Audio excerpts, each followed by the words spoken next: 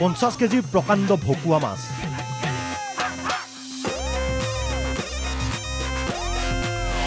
গোটাকে কিনিলে 55,000 টকা কটা প্ৰতি কেজিত 1500 টকা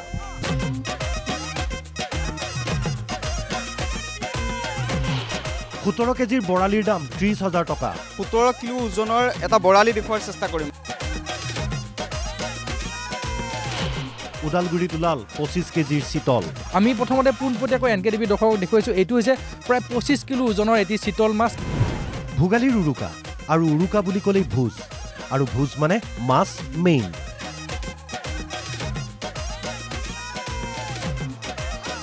পুৱাৰ পৰাই ৰাজ্যৰ বজাৰসমূহত মাছৰ যেন উজান উঠিল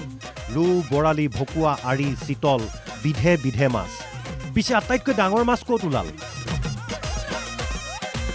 নাৰেংগীৰ কলংপাৰ বজাৰ পুৱাৰ পৰাই ভিৰ গ্ৰাহকৰ তাতে ওলাল 50 কেজিৰ এটা প্ৰকাণ্ড ভকুৱা 50 কিলো ওজনৰ এইটো ভকুৱা মাছ আৰু তাৰ লগতে বৰালি আছে আমি বিশেষকৈ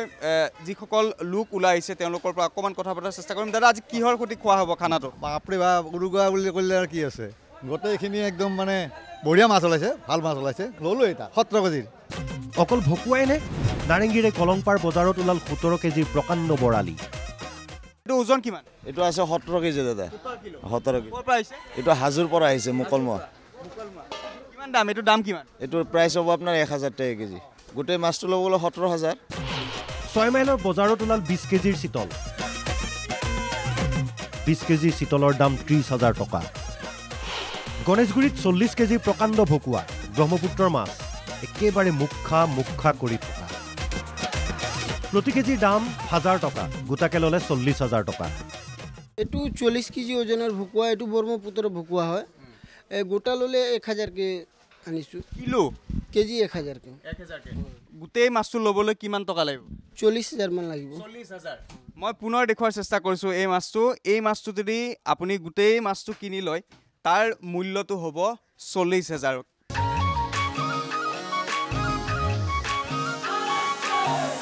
গুৱাহাটীত মাছ মানে উজান বজাৰ পুৱতি নিশাৰ পৰাই বেপাৰী আৰু গ্ৰাহকৰ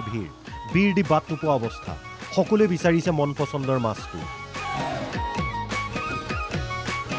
13-15 কেজিৰ আৰি বৰালি ওলাল উজান বজাৰত এইটো 13,000 13,000 হয়